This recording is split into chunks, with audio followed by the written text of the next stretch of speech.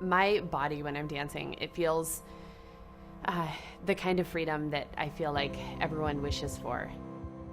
I've said this a million times and it's always worth repeating.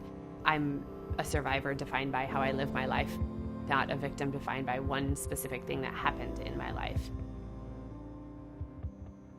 I think showing up and meeting people for the first time and being okay with saying, oh, I was in the Boston Marathon bombing and I lost my leg and yeah, I want to talk about it, or no, I don't want to talk about it, and not having that define you. But that has to come first. Having lost my left leg, there are stages of grieving that you go through, just like any stage of grieving, whether you lost a job or loved one. When I heard love songs and breakup songs, I thought about my left leg and the life that I led before.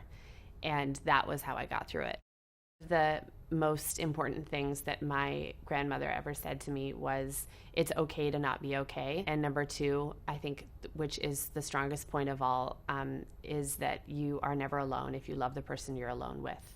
I'm a woman above everything else, as Jackie Kennedy would say, and I am self-conscious, and I have days where I don't feel good about my body, and that's in large part to the fact that I'm missing part of what we as women define ourselves as. I still see women walking down the street in mini skirts when I'm feeling confident, and suddenly I will be dropped down to the ground. I think people don't understand that. I think they assume that I'm okay, and I never want people to think that. I think that's the biggest misconception. I had, for every wonderful comment, I probably had 2 or 3 that really did set me back. And one of those things was a doctor saying, you know, you'll never dance again. I've never seen an amputee dancer. Your chances are 1 in a million. And I said, if my chances are 1 in a million, I'll be that one. But I didn't believe a word that I said, and I just believed him. I got the running blade, which is the typical blade that you see every amputee running in. And I quickly figured out that the training in the blade is extraordinarily hard.